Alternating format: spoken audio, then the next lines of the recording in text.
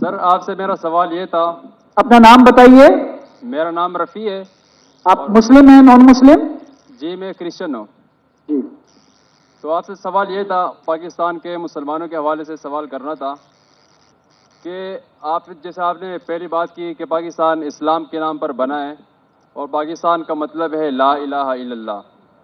تو میرا سوال یہ ہے کہ پاکستان میں اتنے زیادہ علماء کرام ہیں، اتنے زیادہ مدارس ہیں، اور پاکستان میں سب سے بڑے بڑے تبلیغی اجتماعات ہوتے ہیں، لیکن اگر دوسری سائڈ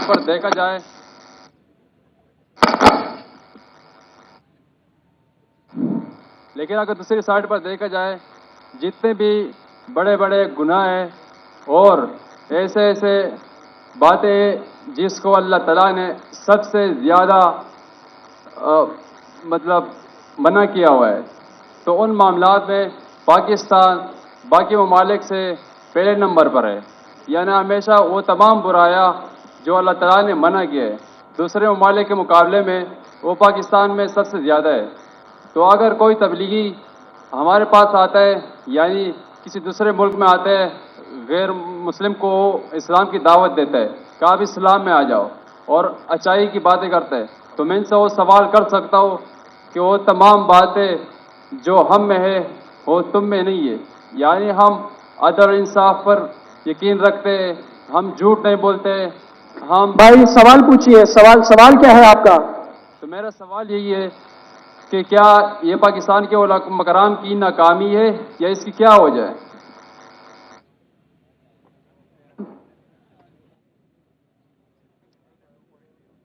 بھائی صاحب نے ایک اچھا سوال پوچھا، اہم سوال. وہ جو خاتون نے کل پوچھی تھی اس سے ملتا جلتا ہے، لیکن یہ صاف سوال ہے. بھائی صاحب نے کہا کہ جیسے میں نے کہا کہ پاکستان ملک اسلام کے نام پہ بنا اور پاکستان کا مطلب ہے لا الہ الا اللہ. پاکستان کا مطلب ہے کبھی بھی نہیں کہا لا الہ الا اللہ. میں نے کہا پاکستان کا مطلب پاک جگہ، ہولی لینڈ. پاکستان کا مطلب لا الہ نہیں ہے، یہ آپ کی غلط فہمی ہے. پاکستان کا مطلب ہے پاک مطلب ہولی، ستان مطلب جگہ. تو پاکستان کی معنی ہے پاک جگہ، ہولی لینڈ. سمجھ گیا؟ آپ کا نام کیا بھائی صاحب؟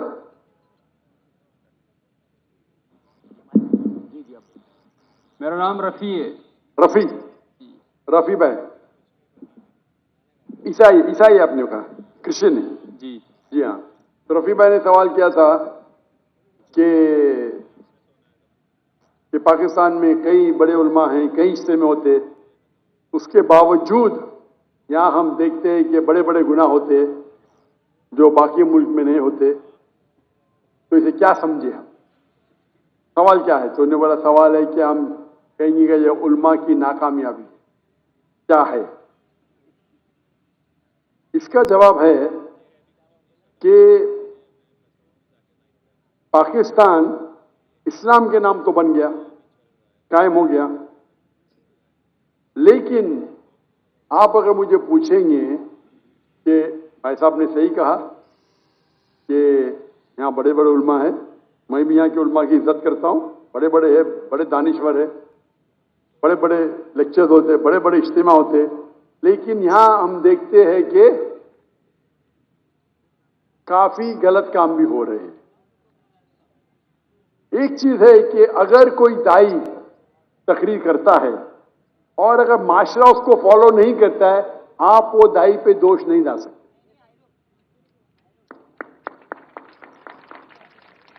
مثال کے طور پہ آپ کا بھائی ہے، آپ ایک نیک انسان ہیں، آپ کا بھائی چوری کرتا ہے، آپ بولے چوری مت کرو، وہ چوری کرنے لگے گا تو میں آپ کو دوشی ٹھہرا سکتا ہوں بھائی صاحب؟ رفیع بھائی، آپ کا بھائی اگر چوری کرنے لگا، آپ بولیں گے مت کرو، پھر بھی کر رہا ہوں، بولوں گا رفیع اپنا آپ کامیاب ہے، آپ خراب انسان ہے، بول سکتا ہوں میں؟ خراب انسان ہے بول سکتا ہوں؟ ہاں کیا نہیں؟ مائکروفون آن کیجئے نا. یہ مائک آن کیجیے گا، یہ رائٹ والا مائک آن کیجیے پلیز، اس کو ابھی بند مت کیجیے. اگر آپ کا بھائی چور ہے، آپ نے اسے بولا چوری مت کرو، تو میں آپ کو دوشی ٹھہرا سکتا ہوں؟ یہ مائک آن کیجیے please. Who is on the audio? Audio پہ کون ہے؟ جی ये माइक्रोफोन जब भी क्वेश्चन आंसर सवाल पूछ रहे तो बंद मत कीजिए, ऑन रहने दीजिए। जी हाँ, जी मैं आपको दोषी ठहरा सकता हूँ, जी बिल्कुल। ठहरा सकता हूँ, नो सॉरी। मैं आपको जेल में डाल सकता हूँ। नहीं आपका भाई चोरी कर रहा है, आपने उसे कहा मत चोरी करो, मैं आपको दोषी ठहरा सकता हूँ? नहीं। आप अगर नहीं बोलेंगे, एक हदीस है अल्लाह के रसूल की कि एक फरिश्ता थे, अल्लाह ताला से फरमाते ये गांव में सब लोग गलत काम कर रहे हैं, काफी लोग, मैं उनको सबको उनके घर को तबाह करूंगा, लेकिन 2 ऐसे घर है जो गलत नहीं करते। तो हुक्म आता है कि सबसे पहले इनको तबाह करो। क्यों? उनने बाकी को दावत दी नहीं। अगर गलत काम हो रहा है तो रोकना मुसलमान का फर्ज है, 3 है। अल्लाह के रसूल ने कहा अगर कुछ गलत काम देखते हो सके तो हाथ से रोको, हाथ से नहीं रोक सके तो जबान से रोको, जबान से रोक तो कम से कम दिल में कोसो। कुछ गलत काम हो रहा है, अगर आपके पास हिम्मत नहीं बात करने के लिए, अपने गवर्नर साहब के तो माशाल्लाह बहुत हिम्मत है, तो कम से कम दिल में तो कोसो। अगर इतना करेंगे तो अब लोवेस्ट लेवल के मुसलमान हैं। तो मैं जानता हूं जहां तक के यहाँ के उलमा का सवाल है, जितनी मैंने उनकी तकरीर, सारे उलमा की तो नहीं सुना, जितनों की मैंने सुना और जिससे मुतासिर हुआ हूं मैं, मिसाल के तौर पे डॉक्टर इसार अहमद, मुफ्ती तकी उस्मानी, मौलाना फजलुर रहमान, माशाअल्लाह ये अजीम उलमा है, तकरीर कर रहे हैं इन लोग। और खुसूसन डॉक्टर इसार अहमद, जब मैं मिलने उनको आया था 51 में, मैं बोला क्यों है? मैं बोला इस्लामिक इदारे देखना है। बोले आपको पाकिस्तान में इदारे मिलेंगे, इस्लाम नहीं मिलेगा। अल्लाह उनको जन्नत नसीब फरमाए, जन्नत आला, जन्नत फिरदौस। मुझे एक पाकिस्तानी अभी कल मिला, कल बोला डॉक्टर साहब जब डॉक्टर इसा अहमद साहब जिंदा थे हमें उन कदर ही नहीं की, अभी मरने के इंतकाल होने के बाद हम सुनते तो जो ने 20 साल पहले कहा वो अभी तैयार है।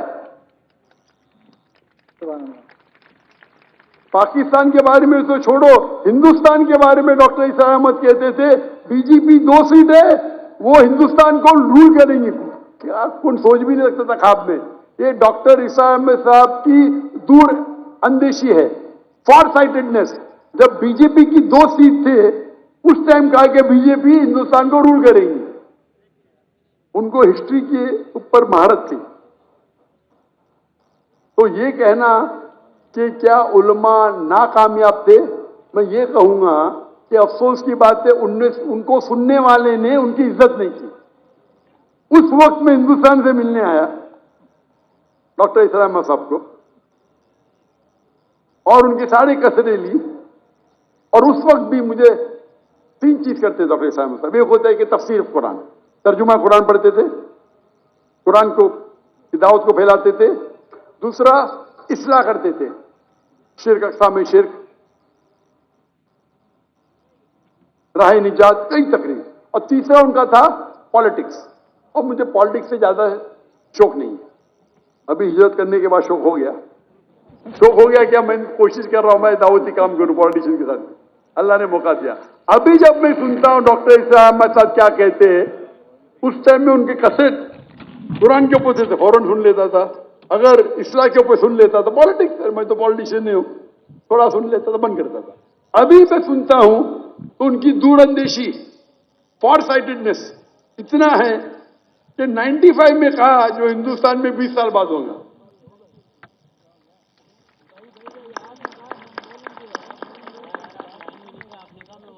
तो ये तो यहां के उलमा माशाअल्लाह जितने मैंने सुना माशाअल्लाह अच्छे हैं। वो अफसोस की बात है कि लोग ने कदर नहीं किया उनका। तो आपको ये देखना चाहिए कि जिनके पास हक है बात करने का, आप बात करो। अगर यहाँ का माशरा तय नहीं है तो ये सिर्फ उलमा की जिम्मेदारी नहीं है, सारी उम्मत की जिम्मेदारी है। दावा देना हर एक के लिए, मुसलमान के लिए फर्ज है। अगर आप दावत नहीं देंगे तो जन्नत में नहीं जाएंगे, सूरह अल असर के साथ। سورہ عصر سورہ نمبر 103 آیت نمبر 123 والعصر اللہ تعالیٰ وقت کی قسم کھاتے ان الانسان لفی خسر بے شک انسان خسارے میں ہے لاس میں ہے سوا الا الذین آمنوا وعملوا الصالحات وتواصوا بالحق وتواصوا بالصبر صرف وہ لوگ خسارے میں نہیں ہیں جو لوگ کے پاس ایمان ہے عمل صالحات ہے وتواصوا بالحق لوگوں کو دعوت دیتے ہیں وتواصوا بالصبر تو دعوت دینا ہر ایک کا فرض ہے تو میری یہ التجا ہے میرے پاکستانی بھائیوں اور بہنوں سے نمبر 1 کیونکہ میں پاکستانیوں سے باہر زیادہ ملتا ہوں یہاں بھی مل رہا ہوں ماشاءاللہ پاکستانی لوگ زیادہ متاثر ہیں امریکہ کے ساتھ ان کی حیات مقصد میں کل تقریر کیا تھا ہماری زندگی کا مقصد کیا ہے امریکہ جانا یو کے جانا ویسٹرن اور مجھے کیا بولتے ارے حالات پاکستان کے بہت برے اس لیے میں جا رہا ہوں ارے بلے کیا کس نے حالات کو آپ نے انہیں اس کے باوجود پاکستان امریکہ سے 100 درجہ بہتر ہے آخرت کے لیے 1000 درجہ معافی چاہتا ہوں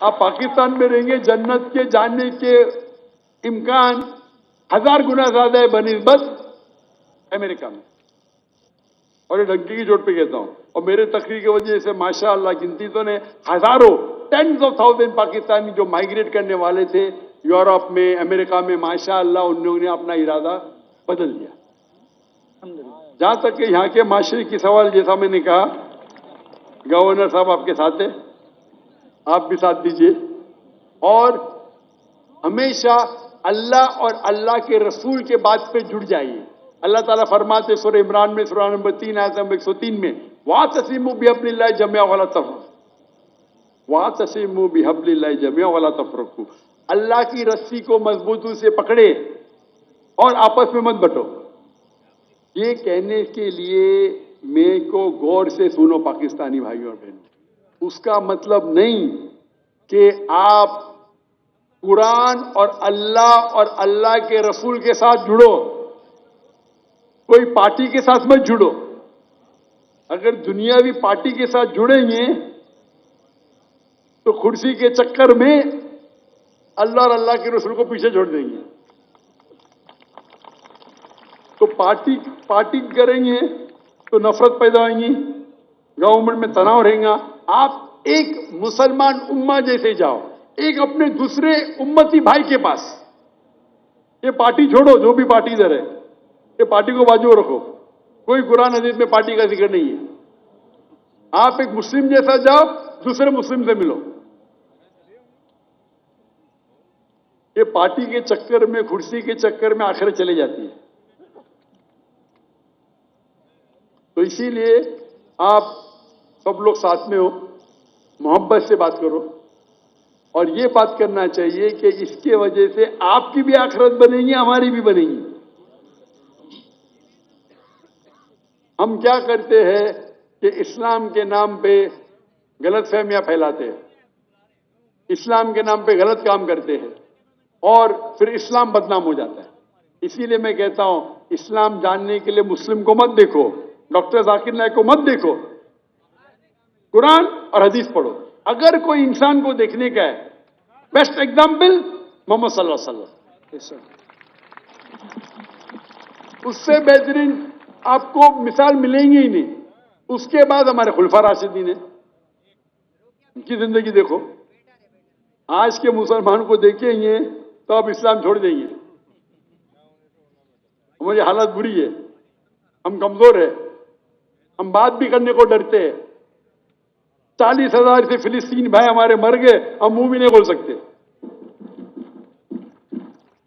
اللہ نے آپ کو طاقت دی ہے ہتھیار دیے کائی کے لیے ہمارے مسلمان بھائی کا قتل ہو رہا ہے جینوسائیڈ کھلم کھلا لائیو ٹیلی کاسٹ ہو رہا ہے کیا کر رہے ہیں ہم ابھی 1 سال پورے ہو جائیں گے کل 16 کیلنڈر کے حساب سے 1 سال پورے ہوئیں گے 11 دن پہلے لونر کیلنڈر کے حساب سے 1 سال پورے ہوئے اور ایک बड़ा मजमा था टर्की में, मैंने ऑनलाइन किताब की थी उसके ऊपर, और बड़े बड़े उलमा थे उस तकरीर में, तो मैंने भी किताब की उधर 10 मिनट की। मैं पाकिस्तान के आने के पहले वो किताब की मलेशिया से। तो इंशाअल्लाह अगर आप अल्लाह और अल्लाह के रसूल के बात पे एक हो जाएंगे, अल्लाह ताला आपके साथ रहेगा, और इंशाअल्लाह उम्मीद करता हूं कि इंशाअल्लाह पाकिस्तान मानी की तौर पे पाक हो, इंशाअल्लाह पाक हो, ताकि इस सरजमीन पे कोई गुनाह ना हो। इंशाअल्लाह दुआ करते, आज नहीं तो कुरान में तो लिखा ये वक्त आएगा, चाहे आप जिंदा रहे मैं जिंदा रहे, कुरान में तो लिखा हुआ है, जो मैंने आज कोट की 3 जगह पे, इंशाअल्लाह 7 साल तक के सारी धरती पे इस्लाम की शरीयत नाजिल होंगी, और इंशाअल्लाह सबसे अमन का मौका रहेगा उस वक्त।